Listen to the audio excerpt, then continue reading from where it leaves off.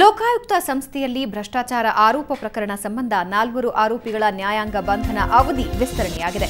4ವರಿಗೂ October 17ರವರೆಗೆ ನ್ಯಾಯಾಂಗ ಬಂಧನ ವಿಸ್ತರಣೆ ಮಾಡಲಾಗಿದೆ. ಆರೋಪಿಗಳಾದ ರಿಯಾಜ್, ಶ್ರೀನಿವಾಸ್ ಗೌಡ, ಶಂಕರೇಗೌಡ, ಅಶೋಕ್ಗೆ ಅಕ್ಟೋಬರ್ 17ರವರೆಗೆ ನ್ಯಾಯಾಂಗ ಬಂಧನ ವಿಸ್ತರಿಸಲಾಗಿದೆ.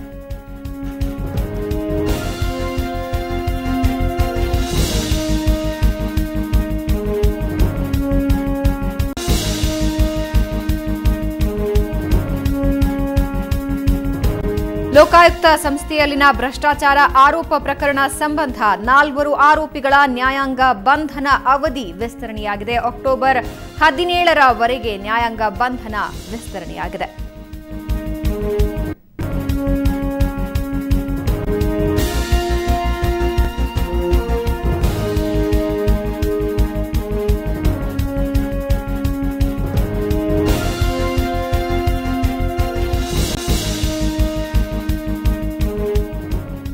ಆರೋಪಿಗಳಾದ ರಿಯಾಜ್, ಶ್ರೀನಿವಾಸ್ ಗೌಡ, ಶಂಕರೇಗೌಡ ಸೇರಿದಂತೆ ಅಶೋಕ್ ನ್ಯಾಯಾಂಗ ಬಂಧನವನ್ನ ವಿಸ್ತರಣೆ ಮಾಡಲಾಗಿದೆ. ಅಕ್ಟೋಬರ್ 17ರವರೆಗೆ ಈ ನ್ಯಾಯಾಂಗ ಬಂಧನದ ಅವಧಿ ವಿಸ್ತರಣೆಯಾಗ್ತಾ ಇದೆ.